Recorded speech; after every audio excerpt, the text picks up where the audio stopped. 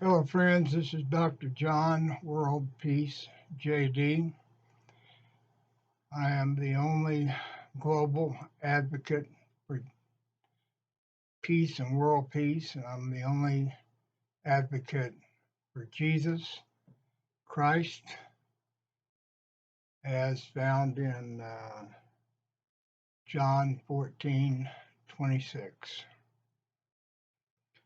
I've been working basically my whole life for what I'm doing right now. It's taken my whole life. It has been an expensive journey personally, and it has been what most would consider a crazy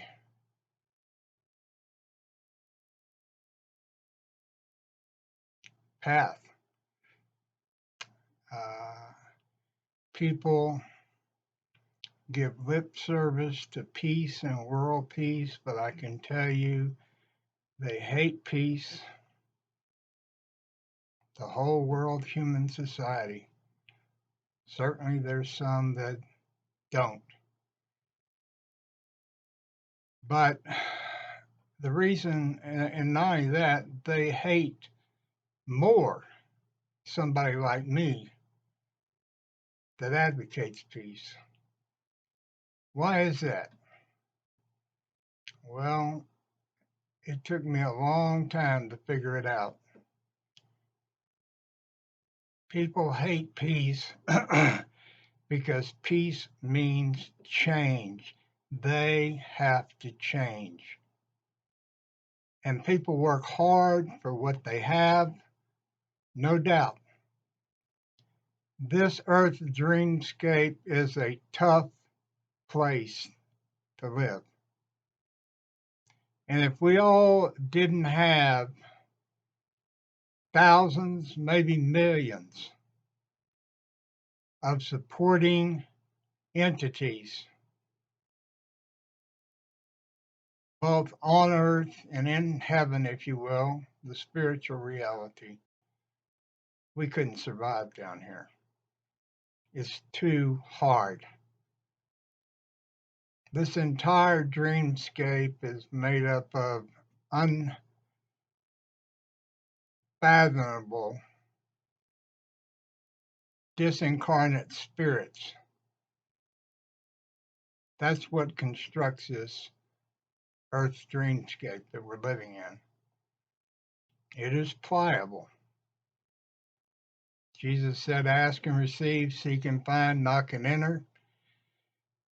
If you have the faith the size of a mustard seed, you can move mountains. Nothing will be impossible for you. And if you believe in me, you'll do the works I do, and greater works than these will you do. And what Jesus is saying there is we, as individuals, as members of families and groups and states and nations and global world society, we create the future. The future is not set in stone. That's the main reason that the book of Revelations is a lie. I keep saying Revelations. I know it's Revelation. So anybody that's ignorant enough to think that I don't know the difference, um, go watch Ozzie and Harriet or something, or the Kardashians. We have important business here to do. Revelations logically makes sense because there's a lot of different things. The book of Revelation is a global term. So when I say revelations, maybe I mean revelations and maybe I mean revelation and just misspoke. So I know it's the book of Revelation, and that's all I'm trying to say to you. I've been waiting since the burning down, not completely, of Notre Dame Cathedral in Paris between Palm Sunday and Easter Sunday 2019. That was the beginning of what the book of Revelation calls the second coming. There's a lot of things in the book of Revelation that will happen. But in any psychic prophecy, you go to a psychic and they tell you 10 things. Well, 3 or 4 of them are going to happen. 2 are going to happen. 1 are going to happen. Some of it's going to happen. But until it comes to pass, you don't know which was true and which wasn't. Prophecy is, in essence, nonsense.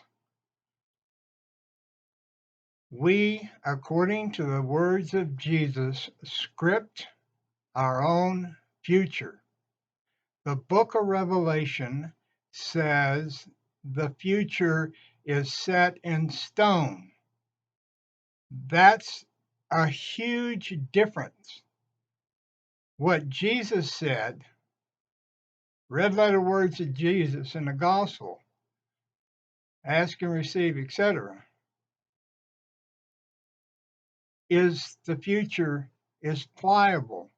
It is pliable because there's millions and millions and zillions of disincarnate souls that are holding this dreamscape together.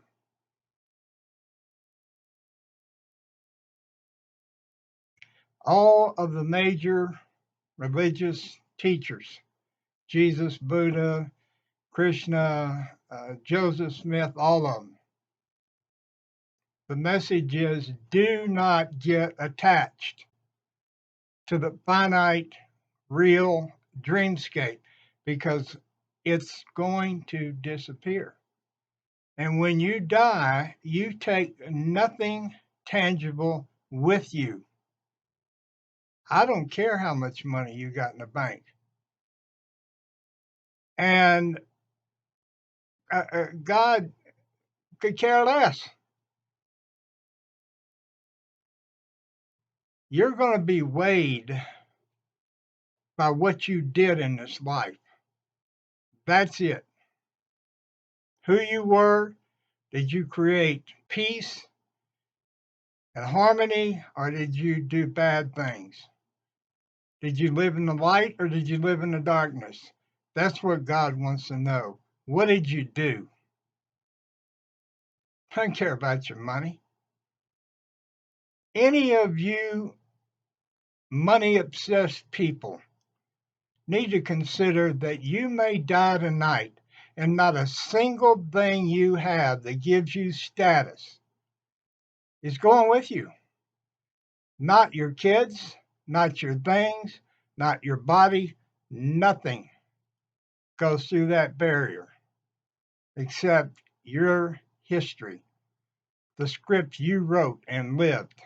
That's what you're going to be paying in hell or rewarded in heaven for. You need to get that in your mind. And you need to get in your mind that the true reality is the infinite, immortal, ineffable realm of God, which is everything. And the fake reality is this mortal, finite dreamscape.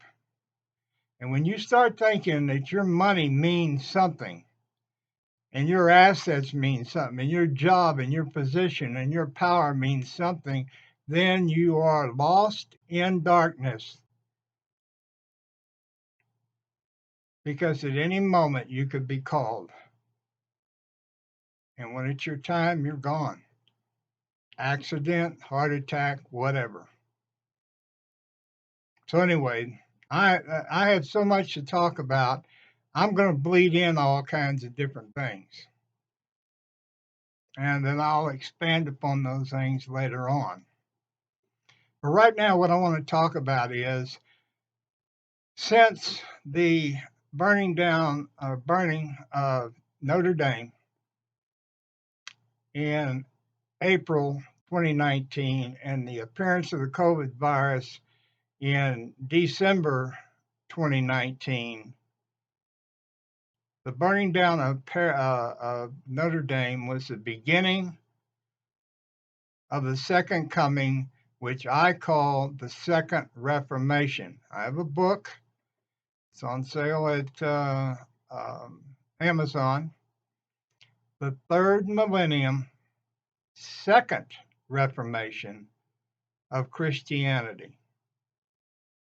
The First Reformation was Martin Luther 500 years ago, but he didn't go far enough. This is the Second Reformation. And what's going to happen in the Second Reformation? Corporate Christianity is going to fold up and go away. And spiritual Christianity is going to take its place. All the Joel Osteens and Kenneth Copelands and so forth, these guys that have these $1 billion Jesus shows talking about a man who had nothing. And these guys are taking money from preaching that sermon and teaching about Jesus and raking in the money and piling it up in their own pocket. The money that these guys bring in, and women, and put in their pocket and increase their personal wealth, boy, they're going to have a rude awakening. Making money off of Jesus. I can't think of a greater abomination in the eyes of God and Jesus than that.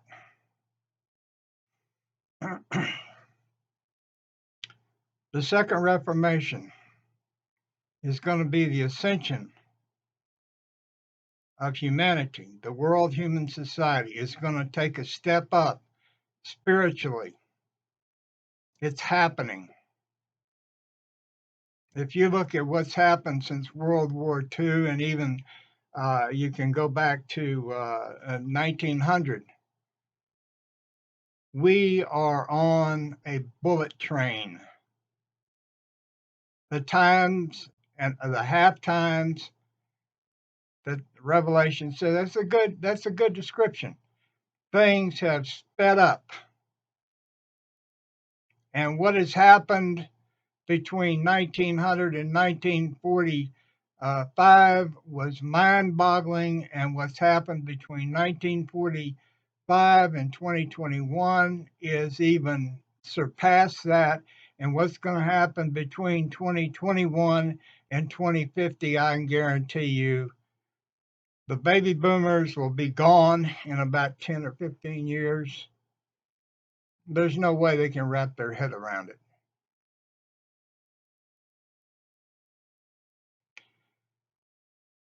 I've been waiting, knowing that this is my job. But I've waited, 14 months? More than that, 2 years now, since the burning of Notre Dame. And definitely since the COVID in 2019 began. I've been waiting for some preacher, some $1 billion Jesus show man. I've been waiting for the Pope to come forth with a God message. Nobody's come forward. No idea. All those guys are false. The concept 10 years ago that the Pope in 2019, in 2020, Easter would be in an empty St. Peter's and the plaza outside empty. Nobody could foresee that. That's a message, folks. All the churches have been shut down. That's a message. And what preacher has come forth with an explanation or a way to get around it? Well, I've told you. I'm giving you what nobody else could figure out. According to Jesus, we script our future. If the world human society was not so divided now, inside America, inside the world human society, all the nations, with one mind focused, the coronavirus would just be gone. Jesus is not a liar. Ask and receive, seek and find, knock and enter. If you have the faith of a mustard seed, you can move mountains. If you believe in me, you can do what I did, and greater things will you do. There it is. There's your answer. We come together as a world, human society, a global society, or we just keep dying like rats. Look at what's happening in India. Everybody thought, oh, we kind of got this, we got this. No, they didn't. 400,000 people a day catching the virus, 4,000 people a day dying. Why? Because Modi wanted to go out and campaign. He didn't take this serious. Americans, the 30% who are not going to get vaccinated, are an abomination. You are traitors to America. If you 30% get your vaccination, there will be no coronavirus in America. That's the science. But without the science, if we all Americans said, no, this virus ends now, then it would be gone. We don't need the science. We don't need the vaccines. But we have a divided society because the Trump preached division.